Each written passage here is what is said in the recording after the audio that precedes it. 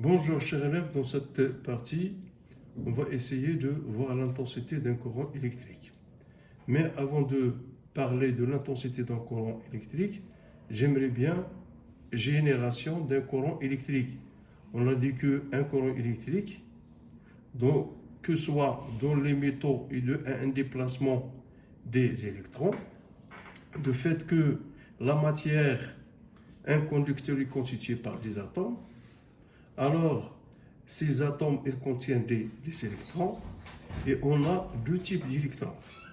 Soit que vous avez des électrons qui sont libres, c'est-à-dire qu'ils n'ont pas établi de liaison, ce sont les électrons de valence de la dernière couche. Donc, ce sont des électrons qui sont libres, ou bien vous avez des électrons qui sont liants, c'est-à-dire des électrons liants qui participent à la formation des liaisons entre les atomes comme vous voyez ici. Donc, la génération ou bien la création de courant électrique ou au déplacement des électrons. Alors, ces électrons, ils ont une charge négative. Et on sait que par convention, qu'un courant électrique qui se déplace de la borne positive vers la borne négative, et le sens des électrons, les électrons, ils ont une charge qui est négative, alors que le déplacement des électrons va de la borne négative vers la borne positive, c'est-à-dire que le sens inverse des électrons, comme vous voyez ici. Donc, les électrons se déplacent, vous avez ici la matière, que ce soit un conducteur ou autre. Donc, le déplacement est dû le courant électrique au déplacement des électrons de la borne négative vers la borne positive. Alors, cette intensité du courant est due à un déplacement des électrons. Donc, il faut calculer la quantité d'électricité qui passe pendant un instant delta T. Alors, cette mesure se fait à l'aide d'un ampèremètre. Alors, cet ampèremètre il est branché en série, généralement en série. Donc, il va vous donner la valeur de l'intensité de courant que I est égal à delta Q, U est égal à Q sur delta T, où on avait précédemment QQ est égal à NE est égal à NE. Comme ça, on va déterminer l'intensité de courant qui est exprimée en ampèremètre. Et maintenant, c'est le sens conventionnel, comme on l'a déjà dit, de positif vers le négatif. Maintenant, on va passer à une autre partie, c'est la mesure de l'intensité du courant électrique.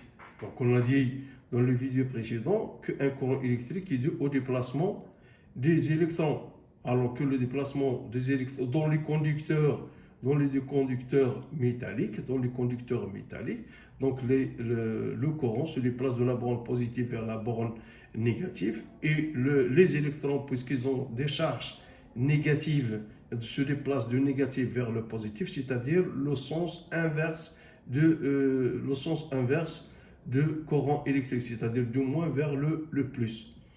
Donc, pour mesurer l'intensité, donc on est obligé de mesurer l'intensité d'un courant électrique. Donc, pour cela, on utilise un appareil, ce qu'on appelle un ampèremètre. Alors, cet ampèremètre, il est branché en série, c'est-à-dire en série, de sorte que le courant entre par la borne positive rouge et sort par la borne comme ou bien négative. Donc, pour les ampèremètres, on a deux types d'ampèremètres. On a un ampèremètre analogique ou à aiguille, comme vous voyez ici. Il est équipé d'une aiguille, et vous avez un ampèremètre numérique, ou bien ce qu'on appelle digital, qui affiche directement le résultat lorsqu'elle est branchée en série. Mais donc l'intensité dans cet ampèremètre qui est numérique, l'intensité du courant est donnée directement. Mais à condition, avant de faire la mesure, il faut faire le calibrage.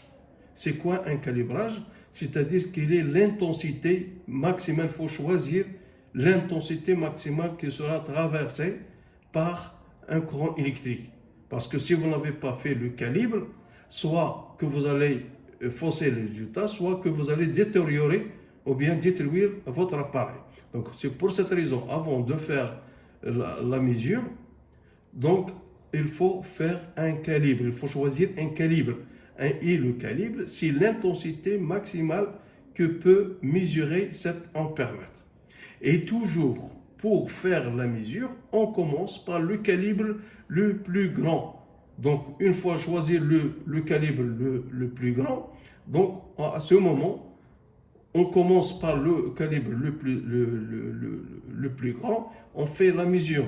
Et la valeur affichée, c'est-à-dire l'intensité de courant affichée, on la compare aux autres calibres et il faut que le calibre choisi, il faut qu'il soit supérieur. Il faut, pour avoir une précision, il faut qu'il soit supérieur à l'intensité affichée. Il ne faut pas qu'il soit inférieur. S'il est inférieur, ça veut dire qu'il va détériorer, votre appareil sera détérioré. Donc à ce moment, donc, je peux choisir le calibre qui convient, celui qui est supérieur ou égal à l'intensité affichée. Ça pour le calibrage. Donc dans le cas d'un ampèremètre analogique, donc vous avez une aiguille, alors il y a des gradations ou bien ce qu'on appelle des divisions. Vous avez ici une première division, les divisions de ce balayage ou bien de la plus grande. Donc, pour calculer l'intensité, une fois choisi le calibre comme précédemment, c'est-à-dire on branche la bande positive dans le rouge et la bande moins dans comme. Et bien sûr, l'ampèremètre, elle est branchée en série.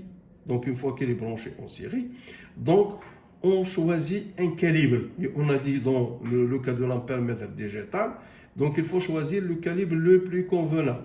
Mais avant de choisir le calibre le plus convenable, il faut choisir le calibre le plus important. Une fois que vous avez calculé l'intensité du courant, à ce moment, on peut choisir un calibre qui est proche ou bien supérieur ou égal à la valeur trouvée. Mais comment je peux calculer l'intensité du courant? Alors, cette intensité du courant est donnée par C est égal au nombre, est égal au calibre, c'est-à-dire vous avez choisi un calibre, multiplié par N, c'est-à-dire le nombre de divisions que vous avez ici, que le résultat que vous avez lu ici, sur N0, c'est-à-dire la déviation maximale. Ici, N, c'est la déviation donnée par l'ampèremètre, et N0, c'est la division, c'est le nombre de divisions, la graduation maximale. C'est le maximum atteint par l'aiguille. Et à ce moment, je peux calculer l'intensité. Une fois connaître l'intensité, parce que le calibre, il faut choisir le calibre le plus important. Donc, il faut connaître l'intensité de courant. Je peux choisir un autre calibre qui convient. Mais il faut que ce calibre soit à une valeur supérieure ou égale à l'intensité de courant affichée. Il ne faut pas choisir le calibre dont l'intensité est supérieure au calibre. Donc il faut que le calibre soit supérieur à l'intensité du courant pour avoir une précision et ne pas avoir une détérioration de l'appareil. Comme ça, on a résumé les deux cas. Soit la mesure avec un ampèremètre analogique ou bien un numérique. Le numérique il donne le résultat exact, on fait la lecture égale, mais cela après avoir choisi le calibre qui est convenable. Mais dans l'autre cas de l'ampèremètre analogique, donc il faut choisir un calibre, calculer l'intensité, c'est-à-dire le calibre maximal, et calculer l'intensité de courant. Et pour choisir le calibre le plus précis et pour avoir un résultat plus précis, donc il faut choisir un calibre qui est proche de l'intensité de courant. Mais ceci après avoir, donc, et on a mis que I est égal à C fois N, avec C c'est le calibre maximal, N c'est le nombre de divisions, la déviation donnée par l'aiguille de l'ampèremètre, et N0 c'est la déviation maximale donnée par l'aiguille. Et comme ça, on a calculé l'intensité de courant.